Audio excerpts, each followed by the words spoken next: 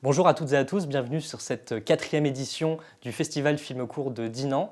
Dans un instant, nous vous proposons de découvrir une masterclass à l'occasion des 30 ans du film Délicatessen. Nous allons donc recevoir les réalisateurs Jean-Pierre Jeunet et Marc Caro, la productrice du film Claudie Hossard et l'acteur Jean-Claude Dreyfus. Avant cela, je vous propose de découvrir le palmarès de cette quatrième édition. Vous avez pu découvrir tout au long de cette semaine 25 courts-métrages gratuitement et accessibles à tous depuis la plateforme que nous avons développée.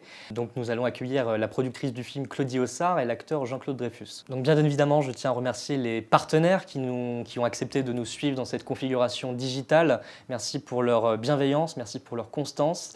Également, je tiens à remercier l'équipe du festival et toute l'équipe de programmation.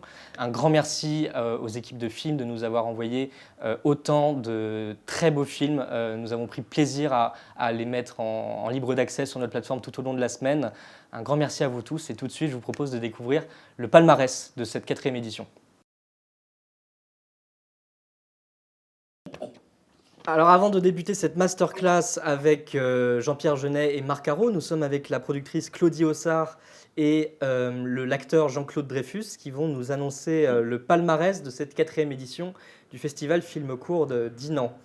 Alors Claudie Hossard, nous vous écoutons pour le Grand Prix du jury. Le Grand Prix du jury est attribué à Matrioshka.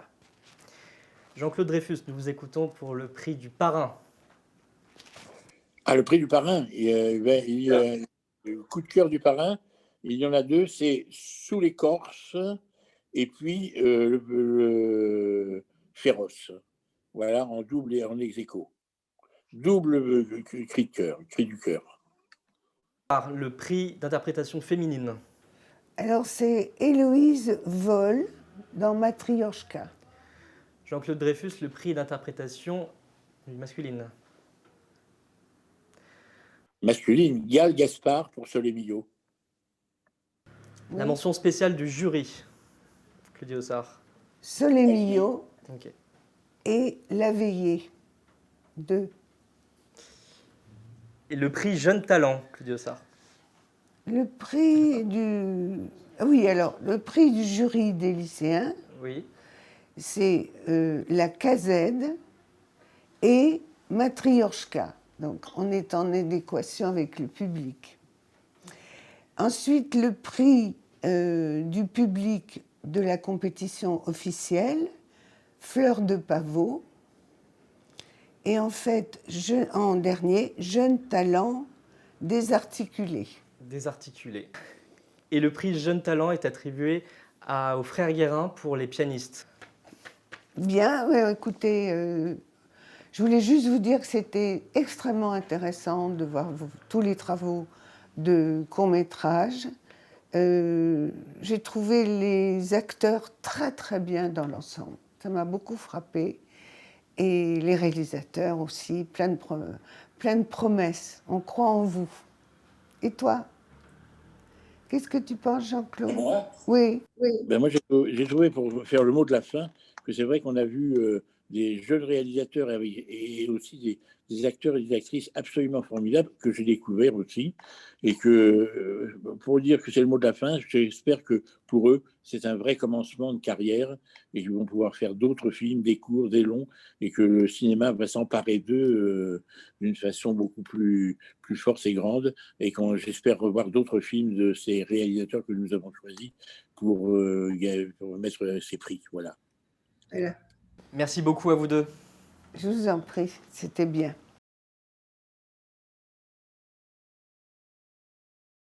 Alors bonjour à toutes et à tous, bonjour Claudie Hossard, bonjour Jean-Pierre Jeunet, bonjour Jean-Claude Dreyfus, bonjour Marc Caro. On est tous présents pour cette quatrième édition du Festival des films courts de Dinan.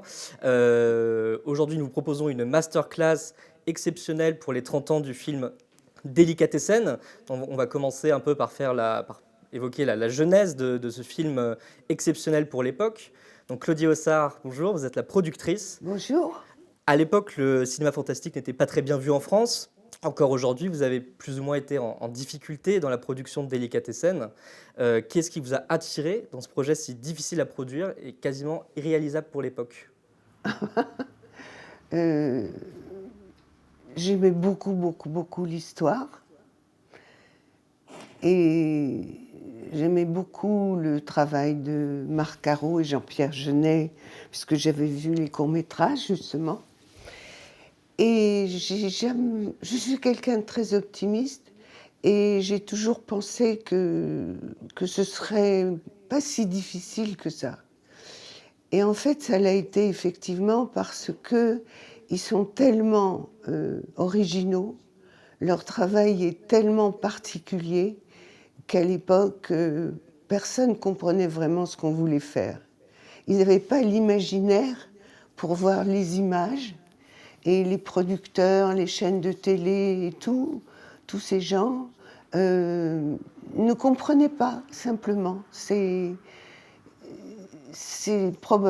évidemment à cause de l'originalité du film. Mais aujourd'hui, ce serait la même chose. Je confirme. Jean-Pierre. Et comment s'est passée la mise en production du projet? C'était difficile? La mise en production, mais ça a pris combien, Jean-Pierre? 2 ans, non? Oui, je me souviens qu'on t'appelait tous les matins pour dire alors, ça en est où? Oui. Ah, c'est bon, demain on commence. Et ça durait 1 an. Et alors, en attendant, Jean-Pierre Jeunet, vous avez réalisé un court-métrage, Foutaise. Et est-ce que vous pensez que vous avez gardé quel héritage vous gardez finalement du court-métrage avant de passer au long?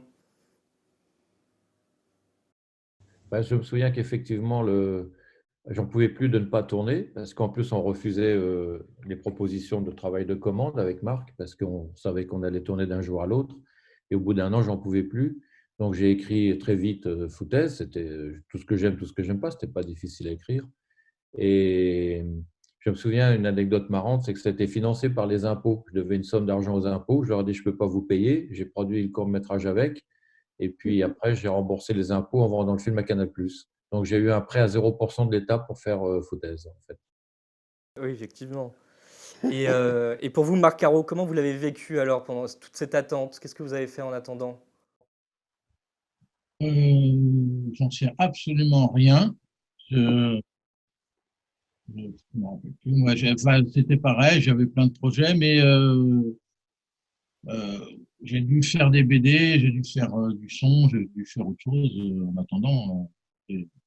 Pareil que Jean-Pierre, j'ai refusé des clips ou des choses comme ça. Tu te souviens quand même qu'on était en repérage dans les égouts de Paris, et en sortant des égouts, la directrice de production, Michel Arnoux, nous dit on va suspendre la production pendant une semaine ou deux, le temps que Claudie trouve le complément de financement. C'est ces 2 semaines qui ont duré 1 an. Personne n'y Oui. croyait. Hein. Personne n'y Non, croyait. c'était Et, très difficile. et Très difficile. Délicatessen était, il y a quelques années, dans un petit festival Place de Clichy qui s'appelait Les films qu'on ne pourrait plus faire aujourd'hui. Donc, ça n'avait pas été facile, mais aujourd'hui, ça serait quasiment impossible. Et je confirme, puisque j'ai un film que j'appelle moi Délicatessen 2.0, parce que c'est un truc aussi bizarre. Et en 3 ans, je n'ai pas réussi à le monter en France, et c'est Netflix finalement qui l'a produit, qui m'a dit oui en 24 heures. Donc aujourd'hui, c'est la même chose qu'il y a 30 ans, malgré qu'entre-temps, on ait fait un tout petit peu nos preuves. Mais ça change rien. C'est toujours aussi difficile d'être original. Alors, on va revenir là-dessus, sur la faisabilité du film aujourd'hui en 2021 à l'heure de la Covid-19. Effectivement, on se doute bien que ce serait compliqué. Jean-Claude Dreyfus est avec nous, qui est dans le jury et à la fois parrain du festival. Qu'est-ce que ce film a changé pour vous également? Est-ce que ça a été un marqueur déterminant dans votre carrière? Ben, évidemment. Et j'ai surtout le souvenir quand Jean-Pierre et Marc sont venus me voir chez moi. Déjà, il faut dire qu'ils n'étaient pas venus je crois pas, pour me proposer le rôle du boucher, puisque j'avais une autre idée, peut-être je sais pas, j'ai su très longtemps après, que c'était pour le boucher. Mais quand ils sont arrivés avec le scénario, qui était avec un petit cochon sur la couverture de devant. J'aurais dit retournez-vous, il y avait 150 cochons derrière eux. Donc ça m'a fait rire et c'est vrai quand j'ai été tout de suite séduit quand j'ai vu j'ai lu parce que c'est difficile à lire un scénario. Et là c'était tellement facile et tellement agréable avec le storyboard de Marc et que j'étais vraiment tout de suite j'ai été séduit par ce qu'il me proposait. Et il faut savoir aussi que quand ils sont venus, le rôle n'était pas destiné à Jean-Claude Dreyfus, mais à Jean Louis, qui malheureusement nous a quittés entre-temps, comme les films parfois mettent un petit peu de temps. Et quand ils sont partis de chez moi, on devait tourner le film 2 semaines après. Et effectivement, on l'a tourné 1 an après. Et j'ai eu la chance qu'on soit, de ne pas être en tournée à Paris, de pouvoir tourner ce merveilleux film avec une ambiance complètement dans mon souvenir extraordinaire. Et c'était vraiment un. Est-ce qu'il y a d'autres films que j'ai faits qui étaient aussi formidables au point de vue ambiance? Non, il y avait une vraie ambiance. Et vous savez, à l'époque, moi, je répétais, c'était formidable. On tournait à l'église de Pantin, dans les anciens entrepôts de la CETA. Et moi, je répétais en même temps à la colline avec Georges Lavelli, ce qui fait que je passais de l'un à l'autre et que c'était un moment tout à fait. Un plaisir fou. Je crois que je n'ai pas eu de plaisir aussi grand depuis ces 30 ans. C'est dommage quand même. Hein. Il y en a dû en avoir d'autres, mais c'était extraordinaire, exceptionnel ce film. D'ailleurs, il est exceptionnel toujours. Je l'ai vu il n'y a pas longtemps avec des amis chez moi ici et des gens qui n'avaient pas vu Delicatessen au bout de 30 ans, vous vous rendez compte, qui en avaient entendu parler, qui disaient « Ah oui, mais ça m'a fait peur, ça fait peur l'idée de… » Mais je lui dis, il n'y a rien de monstrueux. Même le boucher, il n'est pas monstrueux. C'est un être humain absolument délicieux. Un monstre, mais délicieux. Et les gens ont adoré ce film, même aujourd'hui, qui n'a absolument pas bougé, absolument pas vieilli, et qu'on pourra voir pendant encore 30 ans. Alors, à ce sujet, je fais une parenthèse. Pour ceux qui voudraient le voir, qui ne l'ont pas vu, regardez soit le Blu-ray, si vous avez un lecteur de Blu-ray, soit sur Netflix, parce que c'est une version qui a été refaite, restaurée, comme on dit, et qui a toutes les couleurs qu'on souhaitait à l'époque, qui est beaucoup plus belle que les DVD que vous pouvez voir, qui n'étaient vraiment pas beaux, quoi. Donc, Blu-ray ou Netflix, voilà. Vous aurez la version qu'on avait en tête, Marc et moi. Jean-Pierre Jeunet, Marc Caro, qu'est-ce que ça vous apporte de travailler régulièrement avec les mêmes acteurs? Est-ce que c'est une sécurité, une fidélité? Je pense à Dominique Pinon, Jean-Claude Dreyfus, Ron Howard. Vous aimez les acteurs à gueule. Ça vient d'où ça? Pourquoi? Vas-y, Marc. Oui, bah, c'est une tradition du cinéma français, hein, d'avant-guerre et même d'après-guerre, avec des acteurs comme Michel Simon, Berry, Rému, Louis Jouvet, et puis même après Lino Ventura, enfin tout ça. C'est tous des acteurs qui nous ont fait aimer le cinéma. Et c'est vrai que quand on voit maintenant des acteurs qui ont la tête de mecs qui bossent à Pôle emploi, pour moi, c'est vraiment moins fun, quoi. Donc là, en plus, ce sont, comme on dit, des acteurs à gueule, mais ce sont surtout des acteurs et des comédiens exceptionnels. Ce sont tous des acteurs de composition. Quand vous voyez Jean-Claude Dreyfus, quand vous voyez Dominique Pinon, quand vous voyez tous les acteurs qui sont et dans La Cité des Enfants Perdus et dans Delicatessen, ce sont des acteurs de théâtre souvent exceptionnels. Hein. Donc, j'espérais que tous ces acteurs-là prendraient un peu les grands rôles du cinéma français. Et malheureusement, je ne sais pas ça. Mais bon, voilà, hein, c'est comme ça. Mais en tout cas, même dans les films qu'on a fait après, il y a toujours cet amour d'acteurs. De composition, ouais. Tu as raison. C'est Non, marrant de t'entendre parce que j'ai l'impression que de faire un vieux flashback et de revivre les campagnes de promotion de Delicatessen, parce qu'il faut savoir que le film a été vendu à 45 pays en une semaine au Festival de Cannes, qu'on a voyagé dans le monde entier pour faire la promotion. Mais si c'est toujours un peu les mêmes qu'on prend dans les films, comme une famille, comme vous dites, c'est aussi parce qu'ils ne sont pas non plus 50 000 à être des vrais acteurs de composition avec des tronches, comme tous ces acteurs d'après-guerre qu'on adorait. Donc, c'est pour ça qu'on fait appel souvent à eux, et puis aussi parce qu'il y a l'esprit de famille et le bonheur de retravailler avec des acteurs où on sait qu'ils vont nous surprendre à chaque fois. Voilà. de toute façon, on a grandi, cette famille. Moi, c'est un très, très grand bonheur de bosser avec Lambert Wilson, avec Le Vental, avec des gens comme ça. Il y en a quand même encore, il y a plein de gens comme ça. Il y a des acteurs qui sont de cette tradition, quoi, et qu'on a un grand plaisir à travailler avec. Jean-Claude Dreyfus, vous n'avez pas peur de travailler sur des premiers films? Pourquoi? Vous avez fait un paquet de courts-métrages. Vous aimez bien la nouveauté? Pourquoi voulez-vous? J'ai peur de travailler dans les premiers films. Si j'avais peur, je n'aurais pas travaillé avec Jeunet et Caro il y a 30 ans. Et aujourd'hui, c'est la même chose. Quand il y a des jeunes réalisateurs, alors ça dépend du scénario, ça dépend de l'histoire. Je ne fais pas tous les courts-métrages qu'on me propose, je vais vous dire, mais dès que le court-métrage a quelque chose qui m'apporte à moi quelque chose de nouveau, et qu'il y a une relation surtout entre le réalisateur qui va me rencontrer et moi, une relation de travail, intéressante, amicale, et vraiment un intérêt à aller travailler, des fois la plupart du temps pour rien quand c'est des courts-métrages, eh ben j'y vais, j'ai peur de rien. Pourquoi voulez-vous que j'ai peur à 75 ans, hein? C'est trop tard maintenant. Mais vous parliez tout à l'heure des acteurs merveilleux qu'il y avait dans Délicatessen, il y a Rufus, il y a Dominique Pinon. J'aurais voulu que Dominique Pinon soit ici avec nous, mais bon, il avait une impossibilité. Mais il y avait plein d'acteurs merveilleux dans ce film Délicatessen qui effectivement sont partis encore après avec Jeunet et Caro, et ensuite avec Jeunet dans les films. C'est pas une famille, mais c'est, vous savez, on travaille, je pense, avec les gens qui nous aiment et qu'on aime. Donc, et puis il faut qu'il y ait des rôles, il faut qu'il y ait qu'on pense à nous et qu'on fasse effectivement le travail pour que les gens ne vous oublient pas aussi.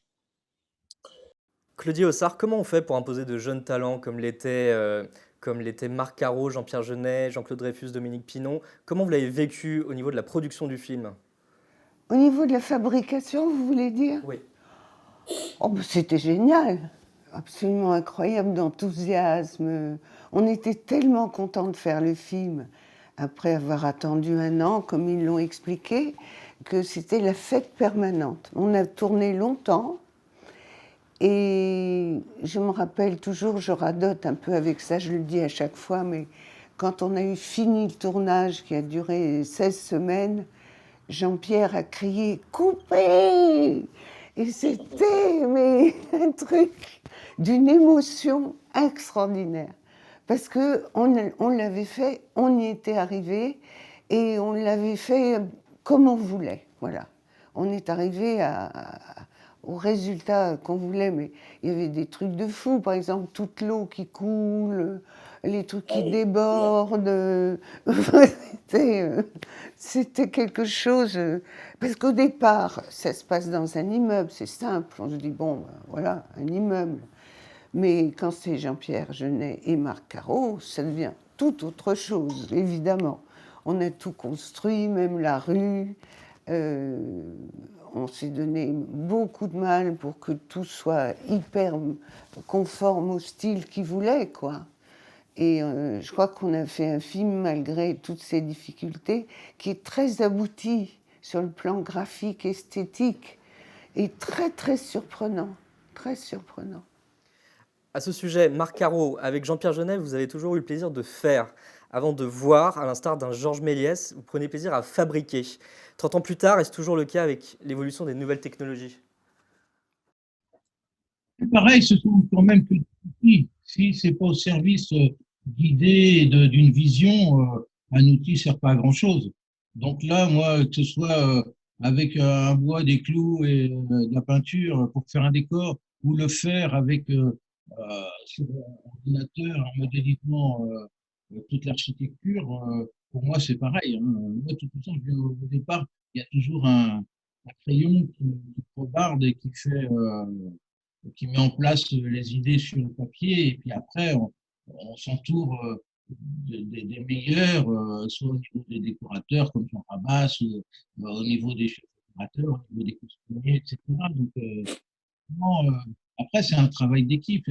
Nous, avec Jean-Pierre, on a des idées un peu comme ça, et puis après, on va partager un peu, comme disait Jean-Pierre, le train électrique avec des complices pour qu'un film existe. Hein, voilà.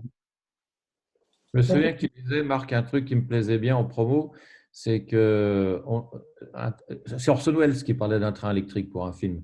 Et Marc, il disait, c'est comme une boîte de mécano, et l'idée, c'est de jouer avec tout ce qu'il y a dans la boîte, parce que beaucoup de metteurs en scène ne s'intéressent qu'aux acteurs ou à l'histoire.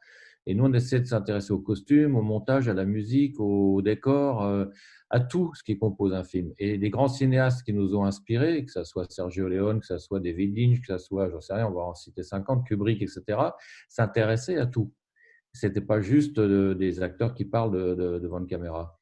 Et voilà, l'idée, c'est de jouer avec tout ce qu'il y a dans la boîte, de rien laisser pour faire le plus beau film possible. Et tout ça pour le plaisir de faire. Ça a toujours été notre combat. Et ce qu'on essaie de faire passer aux jeunes quand on parle un peu dans des écoles, c'est prenez aujourd'hui un petit appareil photo, un iPhone, un ordinateur et faites. C'est moins compliqué qu'à l'époque. Faites pour le plaisir de faire. Voilà. Et Jean-Pierre Jeunet, à ce sujet, qu'est-ce qui vous plaît tant dans... Enfin, vous aimez marquer autant les couleurs. Est-ce que c'est un héritage de l'animation? Ben, Marc, il va peut-être répondre mieux que moi pour les couleurs, parce que c'était lui le directeur artistique.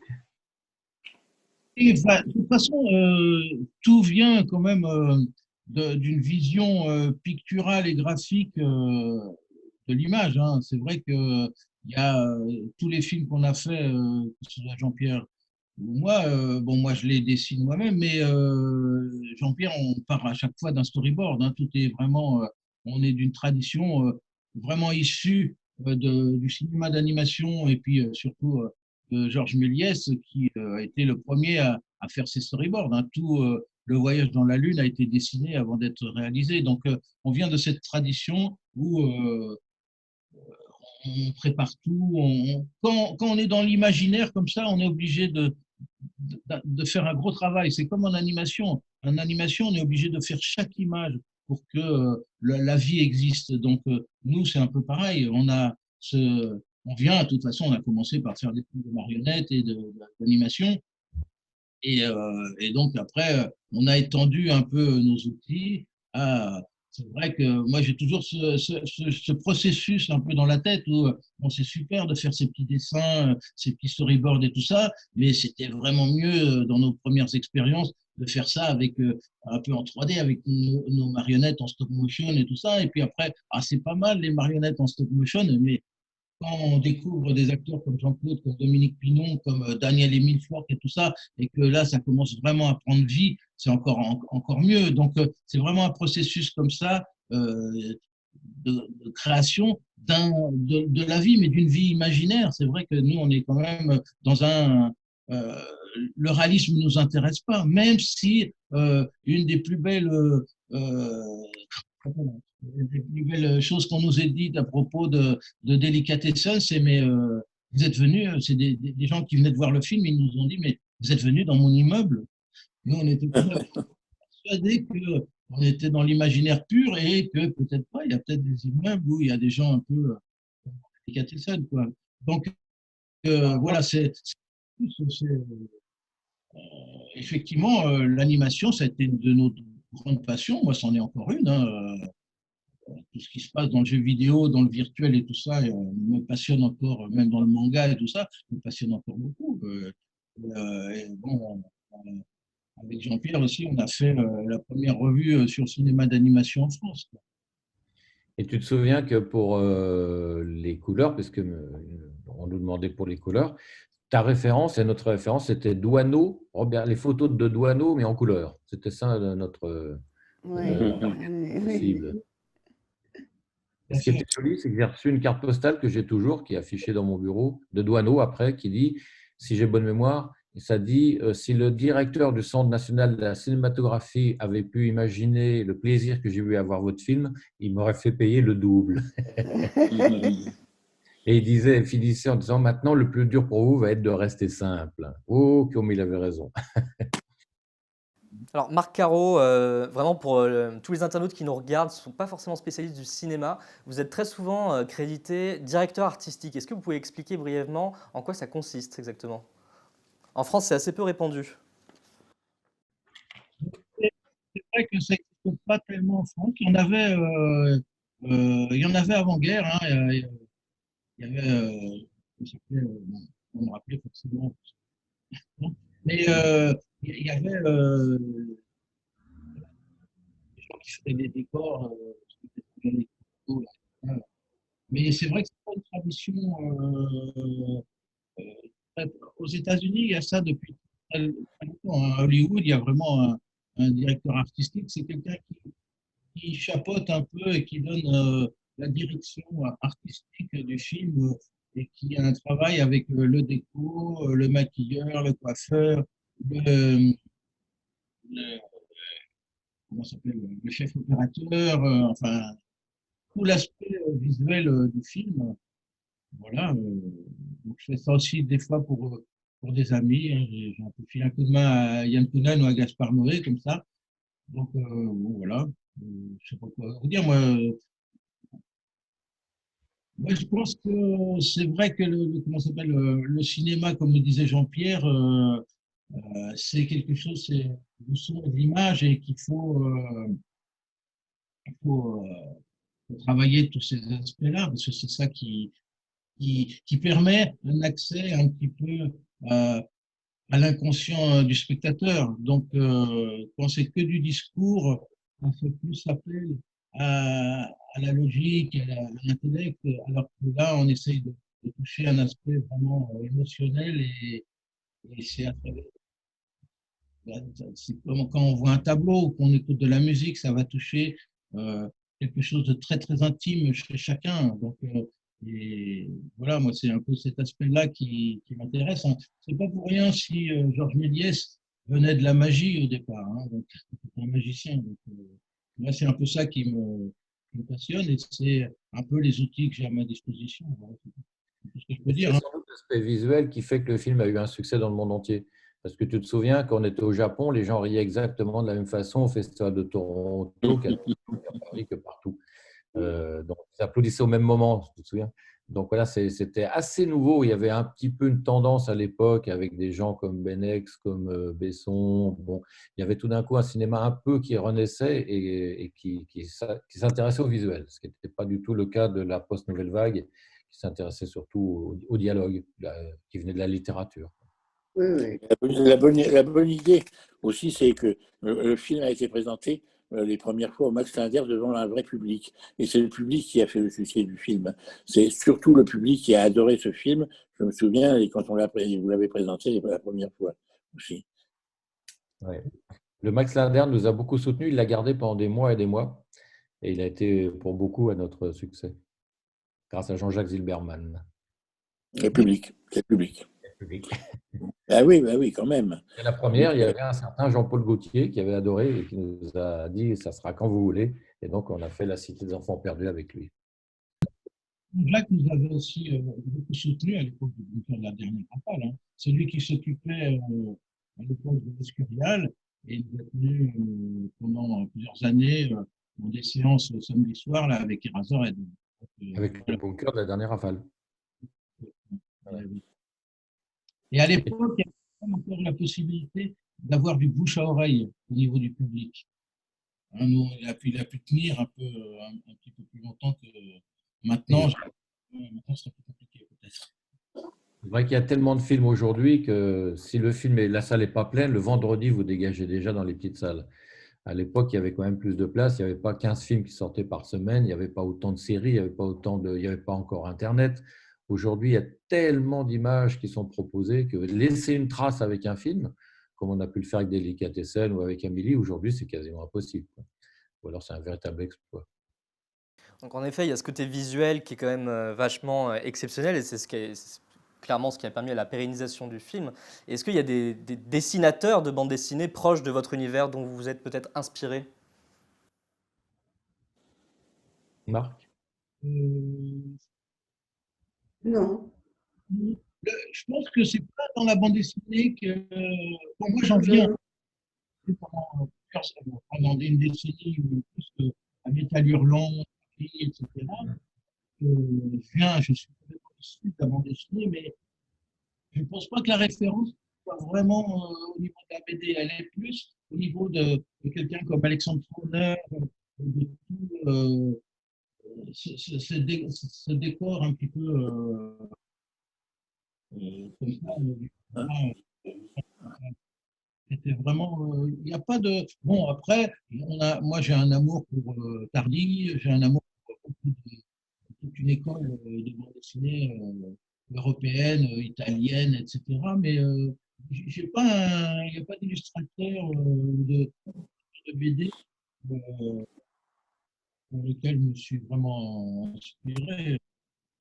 Alors, c'est tellement digéré tout ça que voilà, c'est complètement intégré et c'est tout ce que je C'est faisais. plus Carnet Prévert, non? L'immeuble du jour se lève nous a beaucoup inspiré pour l'immeuble de Délicatessen. Et ce qui est d'ailleurs anecdotique, mais quand même assez émouvant, c'est que le montage de Délicatessen a été fait au studio de Boulogne-Billancourt, exactement à l'emplacement où se dressait l'immeuble du jour se lève, quelques décennies auparavant. Il a été dessiné par Alexandre Troner, hein, Exactement. livre. Toi, tu as les originaux. Et oui. Mon livre, comment ça s'appelle, de Troner, voilà, qui était une inspiration. Effectivement, ce qu'il a fait était absolument extraordinaire. Là aussi, il y a une genre d'appropriation. Moi, ce que je trouve super dommage, c'est que j'ai eu la chance de pouvoir aller tourner à la Cinecittà pour une publicité, malheureusement, mais, ou alors au studio Toto. Et Jean-Pierre, quand j'étais rendre visite à Hollywood, au studio de la Fox, et c'est vrai qu'on a détruit presque tous les studios français qui, moi, ont vraiment nourri mon imaginaire aussi. Parce que ça aussi, c'est des outils qu'on a pu maintenant. On peut arriver à reconstruire tout un univers complètement, entre guillemets, artificiel, comme ça, dans un endroit. C'est vrai que quand on a eu la chance encore, grâce à Claudie, de pouvoir construire cette ville pour la Cité des Enfants Perdus dans cet immense cube vide de 4000 mètres carrés et de reconstruire la ville qu'on avait dans la tête. Ça, c'est des choses absolument incroyables qui sont plus possibles maintenant. Et pour rebondir là-dessus, je tiens à dire aussi que si le film a pu se faire, c'est grâce à la ténacité de Claudie, parce que ça a duré 1 an, mais personne n'en voulait, quoi. Et je me souviens que Claudie avait signé un contrat pour 5 films avec UGC. Et elle a dit, le premier sera Délicatessen. Et il faisait une drôle de gueule, parce qu'il n'y comprenait rien. Je me souviens que le boss du UGC, Alain Sussfeld, était venu nous rendre visite le jour où on tournait Les Troglodytes en train de crapahuter dans les conduits avec des débouchiottes, vous voyez le genre. Et Alain Sussfeld m'a regardé, il m'a dit, vous savez, vous avez beaucoup de chance. Et ce qui est drôle, c'est que quelques mois après, il sortait, se vendait dans le monde entier. Et j'étais au Festival de Cannes, à la Villa UGC, je l'ai regardé, je lui ai dit, vous savez, vous avez beaucoup de chance. Et, donc voilà, mais c'était tellement pas évident qu'il fallait vraiment que Claudie se bouge les fesses et soit convaincue et motivée, sinon on ne l'aurait jamais fait. Et donc, il n'y aurait jamais eu probablement de carrière derrière. Jean-Pierre Jeunet, on va bien évidemment évoquer la scène mythique, hein, la scène du lit, où il y a une harmonisation du tout, avec le montage parallèle, la synchronisation du rythme. Il y a une certaine symphonie dans cette scène qui est exceptionnelle et qui est restée encore culte aujourd'hui. Est-ce que, parce que vous en avez fait votre propre style, est-ce que vous avez trouvé cet héritage dans des œuvres particulières, des auteurs particuliers? Et ça vient des fois de la vie. Et là, c'était en fait, je travaillais dans l'animation, dans un studio d'animation chez un monsieur qui s'appelait Manuel Otero, qui s'appelle toujours, j'espère, Manuel Otero. Et Manuel Otero, parfois, arrivait le matin au studio en disant « Oh, j'ai rien dormi de la nuit, c'était nuit, niègue, niègue, niègue, niègue », parce qu'il avait des voisins au-dessus qui avaient un lit qui grinçait. Donc, il y avait des nuits, niègue, niègue, niègue. Et donc, voilà, je gardais ça dans un coin de la tête et ça a donné l'idée de cette scène qui n'était pas si évidente parce que quand on faisait les tests, beaucoup de gens disaient « Oh, il faut la couper, elle ne sert à rien ». Et puis finalement, elle est devenue la bande-annonce. Elle a été mais, tellement piratée, tellement refaite, tellement volée. Mais comme disait Coco Chanel, tout ce qui n'est pas intéressant n'est pas volé, ou le contraire. Donc voilà, on ne regrette pas de l'avoir fait, quoi. Comment vous avez fait au montage pour vous en sortir? Ça devait être très compliqué. Les rythmes étaient-ils préétablis à l'avance? Comment vous avez géré cette affaire avec Marc Caro? C'était hyper storyboardé, on tournait avec un métronome, c'est-à-dire qu'on savait que le plan 8, on était au métronome au rythme 80, le plan 6 au rythme 60, etc. C'était hyper préparé, mais à monter, c'était très compliqué parce qu'il fallait que les images raccordent et que en restant dans le rythme, ça a pris beaucoup, beaucoup de temps à monter, c'était très compliqué. Mais dans tous nos films, il y a des séquences qui exigent une perfection technique, sinon elles ne marchent pas. Il faut arriver à un point où c'est parfait techniquement pour que ça marche. Sinon, ça tombe par terre. Et ça, ce n'est pas le cas dans tous les films, quand même. Et puis, c'est un autre truc, c'est un peu, ça reprend de ce que je disais tout à l'heure. C'est que pour nous, le cinéma, c'est vraiment du son et d'image. Il y a vraiment des séquences qui fonctionnent. Euh, On n'entend pas, Marc. Enfin, je n'entends plus. Il est en train de dire que le son est autant important que l'image pour nous. Et traduit en français. Et euh, et Marc faisait les sons lui-même, tous les sons bizarres. C'était Marc qui les faisait avec l'ingénieur du son, mais c'est sur un des premiers Pro Tools, il travaillait à faire tous les sons extraordinaires qui sont dans le film. C'est lui qui les faisait, Marc. Pendant ce temps, j'étais avec le monteur à monter l'image. Et la fin, par exemple, tous les effets sonores pendant la fin, la mort de Jean-Claude, qui reçoit le couteau dans le front, c'est un montage de sons bizarres fait par Marc, parce que le musicien d'Alessio n'était pas à l'aise dans les séquences d'action et on a procédé comme ça. Tu es toujours là, Marc? Tu nous entends encore? Je vous entends, mais est-ce que vous m'entendez? Pas très bien. Oui, oui. Un Au peu moment où sous tu parlais l'eau du son, dans les comment est-ce que- signes de délicatesse. Un peu bon. Et on a compris, Marc Caro, vous étiez à la direction artistique, Jean-Pierre Jeunet, vous étiez beaucoup dans la direction d'acteurs. Est-ce que parfois vous étiez tenté d'empiéter un peu sur le travail de l'autre? Comment vous êtes partagé le travail tous les deux? Non, je pense qu'il y avait une confiance mutuelle. S'il y avait quelque chose à dire, on se le disait, il n'y a jamais eu de problème à ce niveau-là. De toute façon, si on a pu bosser ensemble et qu'on avait une complicité qui était complémentaire et qui faisait qu'on. Voilà, quand on a voulu faire des choses beaucoup plus personnelles, plus intimes et tout ça, et ben, on s'est séparés. Et puis voilà, chacun a voulu faire explorer un peu son monde un peu plus personnel, sachant que ça intéressait peut-être pas l'autre, quoi. Donc, non. Et c'est assez Mais moi, rare les couples de cinéma. Juste une seconde. Généralement, les couples de cinéma sont des frères. Il y a plein d'exemples, les Cohen, les Taviani, etc. etc. C'est très rare les couples de cinéma qui ne sont pas frères. j'ai le souvenir que dans beaucoup de scènes qu'on a eues, aussi bien dans Délicatessen que dans La Cité des Enfants Perdus, c'est vrai que Jean-Pierre est un merveilleux directeur d'acteurs et Marc un directeur artistique fantastique. Mais il y avait une telle fusion entre eux que parfois, si Jean-Claude Dreyfus en faisait un petit peu trop, ou pas assez, ou il dérivait sur quelque chose, il y avait un vrai jeu de regard entre nous trois, et sans rien se dire, parce que à chaque fois que j'ai tourné avec Jean-Pierre, maintenant tu veux vous travailler comment maintenant, il s'intéresse beaucoup à la façon dont les acteurs ou actrices travaillent. Et lui, moi, c'est pas la peine de trop se parler, mais c'est vrai qu'avec moi, il ne vaut mieux pas trop se parler. On se dit, un regard suffit. Et tout d'un coup, on retrouvait les rails et qu'il y avait un jeu de regard entre les trois, entre Marc qui était là à regarder, Jean-Pierre qui nous regardait et moi qui essayais de faire, voilà, et si ça dérapait un peu, tout de suite, simplement avec un jeu de regard, il y avait une vraie fusion entre eux deux et entre eux deux et les acteurs, je pense. Est-ce que tu te souviens de SSS?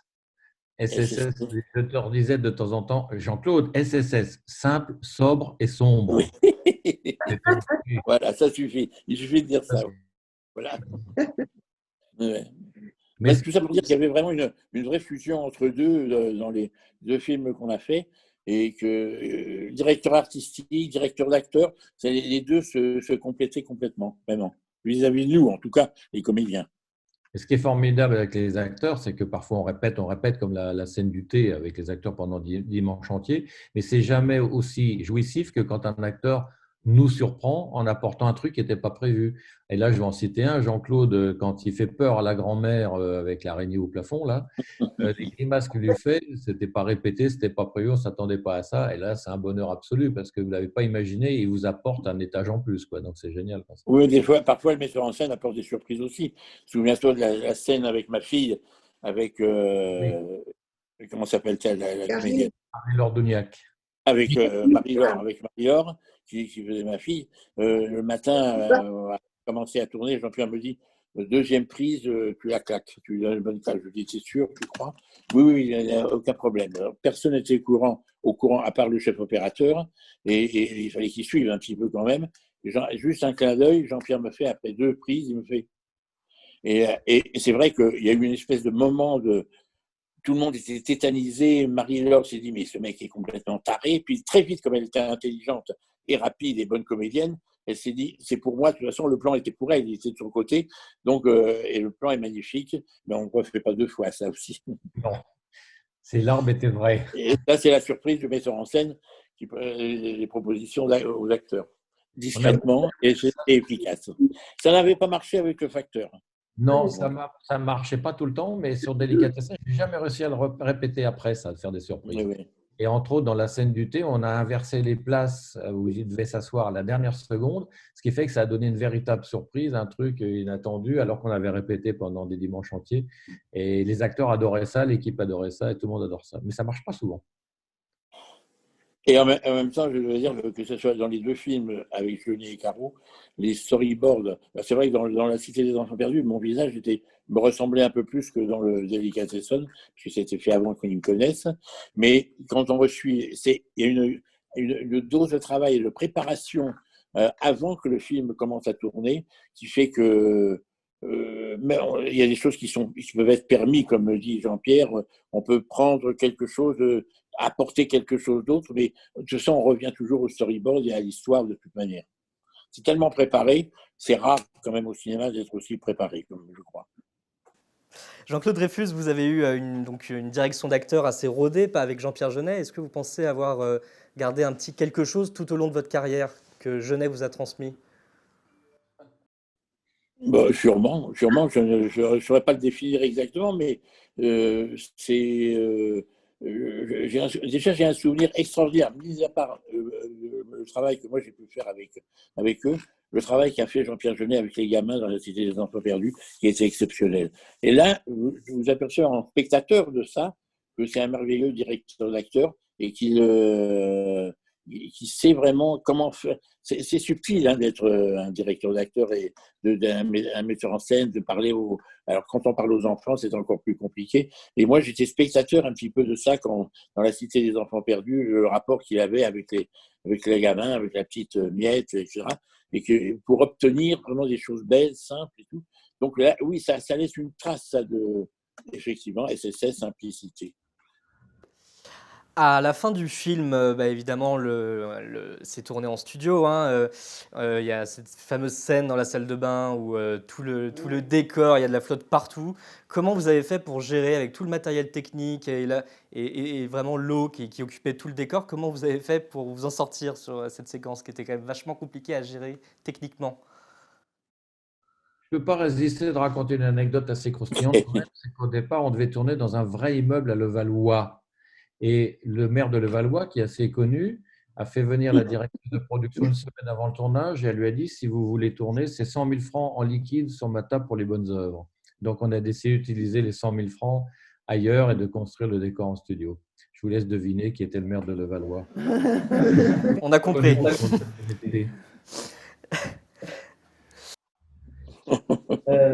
C'était très compliqué de l'eau parce qu'il a fallu fabriquer des caissons énormes, faire couler de l'eau dans un escalier, c'est pas évident. Donc évidemment, on a fait ça à la toute fin du tournage puisqu'on détruisait le décor. Après, il était foutu. Ah oui. Mais le moment où l'eau sort de la salle de bain, on a fait ça dans un autre endroit qui était un quai pour les camions. C'est-à-dire c'était où les camions viennent à cul, vous voyez ce que je veux dire, et c'est du béton armé, extrêmement solide, et on a les portes de la salle de bain, ce sont des portes maniées par des vérins de bulldozer. En fait, l'eau est extrêmement lourde et ça amène une pression terrible. Donc, c'était une installation énorme faite par des gens qu'on appelait les Versaillais, qui ont fait tous nos films depuis. Et voilà. Et quand on ouvrait les portes, l'eau partait. En fait, c'était en extérieur et l'eau partait dans la cour de ce faux studio, de la CETA, les entrepôts de CETA, et elle partait dans les égouts. Et je me souviens quand même avoir vu Tiki Olgado partir en aquaplaning sous moi, parce que j'étais perché sur un praticable. Mon Tiki partir en aquaplaning. Et tous les acteurs étaient en fait à l'abri de chaque côté. Mais c'était quand même assez spectaculaire et c'était un effet qui a pris effectivement beaucoup de temps à préparer et à mettre au point pour quelques secondes à l'image. Jean-Pierre Jeunet, Marc Caro, à l'écran, on a le sentiment que ça coûte très cher. Comment on fait finalement pour faire beaucoup avec peu, finalement? Peu.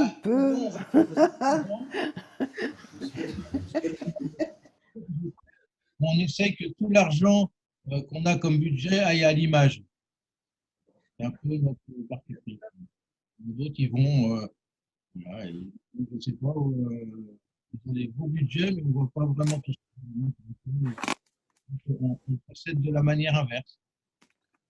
Et tu te souviens que UGC, quand ils ont vu le film, il n'y avait pas un seul rire dans la salle, on était catastrophés. Et à la fin, tous les gens nous disaient « Oh là là, j'ai adoré, mais je n'osais pas rire parce que personne riait. » Et les gens du UGC nous ont dit « On ne comprend rien à ce que vous avez fait, on ne sait pas ce que ça va faire, Mais par contre, bravo, vous avez bien utilisé l'argent, ça se voit à l'écran. Donc c'est vrai que voilà, l'écran, tout était à l'image. Je vous pose la question à Et tous ça, maintenant. Est-ce que c'est encore comment? possible, selon vous, de produire un film comme Délicatessen aujourd'hui? Claudie Ossard. Oh, je crois pas, non.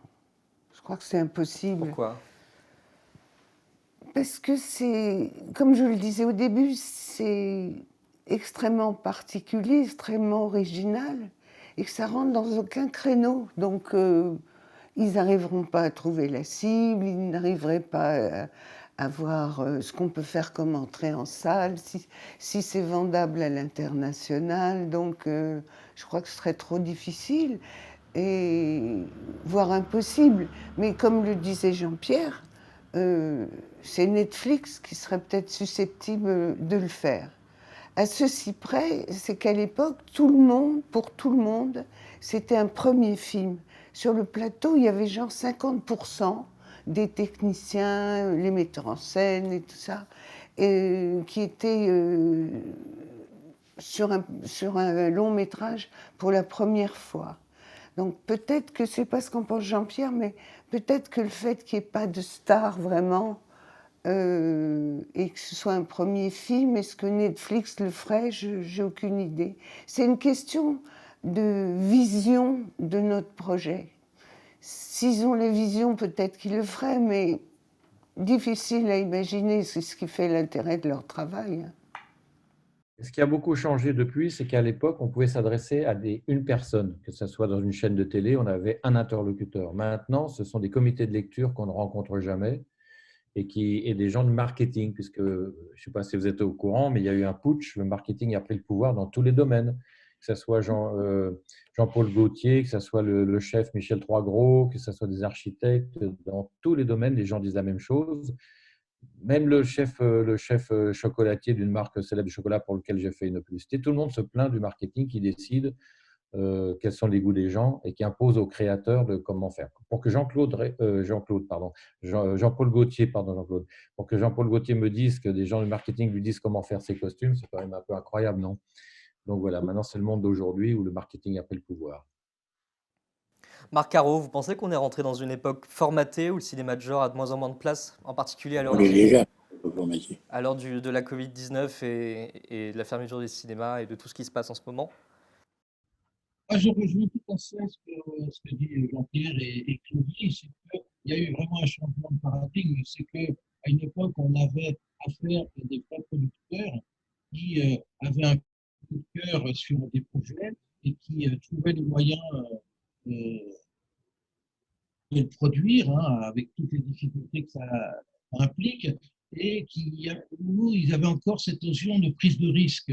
Le problème qu'il y a maintenant, c'est qu'il y a même plus du risque zéro, c'est du risque moins 20 000. Ces gens, il n'y a plus aucune prise de risque et on fait que des choses qui sont standards comme ça. Comme c'est plus eux les décisionnaires, Audi, à un moment, elle a dit, je veux faire ce film. Et elle a pris tous les risques pour le faire, pour Arizona Dream, pour plein de choses comme ça. C'est vraiment du courage qu'il y a de la part du producteur. Maintenant, les gens, il n'y en a plus de vrais producteurs comme ça, enfin, en tout cas, je n'en connais pas. Dans les nouvelles sphères, c'est comme disait Jean-Pierre, c'est des comités où ils sont plus décisionnaires, il y a toujours des actionnaires au-dessus d'eux, tout ça, qui, s'ils prennent un risque et que ce risque marche pas, ben, ils ne trouvent plus jamais de travail de leur vie. Donc, les gens n'ont pas envie de risquer leur carrière, j'ai l'impression. Donc après, c'est vrai qu'il y a une standardisation parce qu'il y a beaucoup plus de choses qui se font. Hein. C'est vrai que là, il y a une telle profusion que pour moi, je pense que je ne suis pas contre le marketing si c'est au service de quelque chose. Là, ce qu'il y a, c'est qu'ils ont inversé le processus. Il faut que les choses soient faites pour rentrer dans la tuyauterie du marketing. Je trouve ça un petit peu paradoxal. En plus, il y a quelque chose, même si c'est le cinéma, c'est un processus industriel, on le sait bien, mais dans toutes les grandes industries, que ce soit Apple, Sony, machin comme ça, ils dépensent jusqu'à 40, 50% de leurs bénéfices pour faire de la recherche et développement. Ici, on est tout le temps en train d'essayer juste de refaire les choses qui ont marché. Il y a un film qui a marché là avec Tartampion. On essaye de refaire une pâle copie de ce truc-là, une machin, et puis c'est tout en. Vous m'entendez pas, c'est ça? Je parle. Non, le film que tu as cité, je ne l'ai pas entendu. Ça fait plomb, plomb, plomb. C'est un film qui s'appelle Plan, Plan, Plan. Oui. Je ne sais même pas de quel film tu parles. À l'instant, tu viens de dire un titre de film. Oui, non, non, Non. j'ai pas dit le titre, j'ai dit qu'on essaye juste de recopier ce qui a marché comme film. Et il y a des films qui sont de pâle copie. On va prendre deux acteurs un peu en vue à l'époque et on va faire un buddy movie. Enfin, il y a plein de choses. Voilà, c'est des vieilles recettes qu'on s'arrête parce qu'il y en a un qui a marché. Voilà, quoi. Ben, je veux dire, est-ce que vous Oui. croyez pas qu'on peut espérer avec cette année blanche et peut-être même un peu plus, c'est la crise économique, qu'on retrouve comme les gens vont dans leur vie vont acheter des primeurs chez les gens qui les fabriquent, qui les font pousser, qu'il y ait une simplicité qui revienne avec cette crise économique, que les jeunes cinéastes et même ceux qui sont déjà sur le marché, qui arrivent à faire des choses autrement et d'une façon plus saine. Cette crise économique a donné un peu de mouvement et d'idées plus simples que uniquement le marketing. Est-ce que on n'a pas peut-être cet espoir-là quand même? Tu as plein de créations sur Internet, sur YouTube. Il y a plein de gens pendant le confinement Oui, mais qui il y a font beaucoup trop de des choses marrants. sur Il y a plein de Internet. choses. Oui, il y en a beaucoup. C'est tout et n'importe quoi aussi. Oui, oui, bah C'est oui, tellement facile aujourd'hui. Mais il y a des gens, dans le tas, sûrement des gens, des jeunes réalisateurs intéressants, des gens qui peuvent fabriquer, comme tu le disais tout à l'heure, avec leur téléphone. Et alors, il n'y aura peut-être pas un très bon son, une très belle image, mais il y a un scénario peut-être qui peut débarquer et qui, d'un coup, peut intéresser peut-être une population aujourd'hui sur un autre mode que dans oui, le oui. temps. Alors, moi, ce que je pense, il y a quand même on a un tout petit problème, et ça, je parle uniquement au niveau français, c'est qu'on a quand même un petit peu baissé les bras. Quand je vois, moi, la production cinématographique, on ne laisse aucune place à l'imaginaire. Tout l'imaginaire est laissé quand même aux Américains, et en plus pas qu'aux Américains, parce qu'il y a des trucs formidables dans le cinéma américain, mais à Walt Disney, qui ont à peu près tout le background imaginaire, que ce soit Star Wars, les super-héros, les machins comme ça, tout ce qui est vraiment du domaine de l'imaginaire, est quand même laissé une petite tête blonde à Walt Disney, quoi. Donc moi j'aimerais, alors, j'ai un peu d'espoir quand même à ce niveau-là, c'est que par exemple en animation, il y a des choses qui sont produites en France, hein, en Europe, et au Japon, heureusement, permettent cette réappropriation du cinéma d'imaginaire. Autrement, on a quand même un peu affaire à un cinéma de selfie, quoi. On dirait que les gens ont juste envie de se voir à l'écran. Moi, je suis de la banlieue, je vais me voir en banlieue. Moi, je suis transgenre, je vais me voir en transgenre. Enfin, tu vois, il y a un genre de standardisation comme ça aussi que je trouve un peu dramatique. Il n'y a pas de. Moi, j'ai envie de voir des choses, tu vois, je trouve ça dommage qu'on ait perdu. J'étais un grand amateur du cinéma italien et où il y avait des westerns, des Dino Risi, des Visconti. Il y avait une genre de diversité, de richesse cinématographique dans plein de genres. Et ça, on l'a perdu. Moi, j'adorerais revoir des films de KPDP franco-italiens ou j'en sais rien. Enfin, tu vois, il y a des bons polars, des trucs. Enfin, je sais pas. Il y a les séries, heureusement, où il y a pas mal de créativité quand même, avec les plateformes maintenant. Le monde est en train de changer et ça prend une autre forme. Peut-être que la réalité virtuelle aussi va prendre le pas à un moment et exploser d'une autre manière aussi. Ça change. Là, je pense que ça va se produire.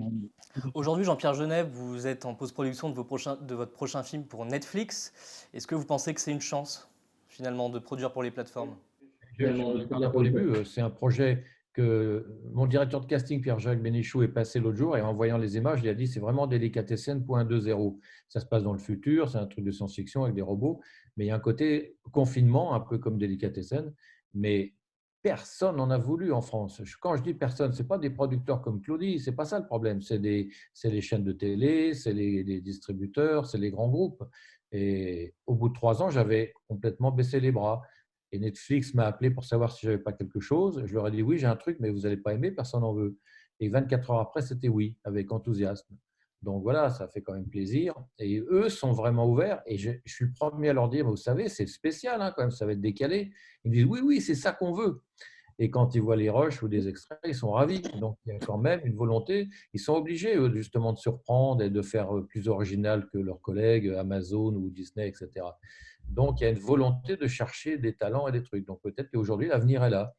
Et puis, pour rien vous cacher, j'avoue que d'être soulagé de ne pas voir la sortie salle ou à 10 heures du matin, où on sait déjà si le film va être un succès ou pas, d'être soulagé de ça, de savoir qu'il y a un potentiel de 200 millions de spectateurs, dont on ne saura jamais vraiment les chiffres, moi, ça me soulage énormément. Du coup, il n'y a plus que le plaisir de faire. Il y a de l'espoir, Jean-Pierre Jeunet, pour revenir vers un cinéma de genre très, très rodé comme à l'époque, 30 ans après? Oui, parce que Netflix en produit, donc, mais c'est peut-être par là. Mais est-ce que ça va durer? On ne sait pas aussi. Peut-être que ça va s'user.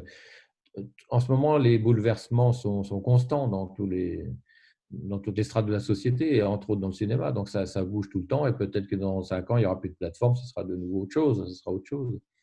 Regardez, les CD, ça a duré quoi? Quelques années. Et boum, maintenant, ça n'existe plus. Maintenant, c'est la VOD. Enfin, le monde change vraiment avec la technologie. Merci infiniment, Claudie Hossard, Jean-Pierre Jeunet, Marc Caro, Jean-Claude Dreyfus, d'avoir pris le temps de répondre à nos questions pour les 30 ans du film. On vous souhaite plein de réussite, on souhaite une belle encore pérennité au film Délicatessen, encore de nombreuses années, et on vous souhaite vraiment le meilleur. En Blu-ray ou sur Netflix, pour l'avoir la bonne copie. Merci beaucoup. Merci à vous, merci. À bientôt.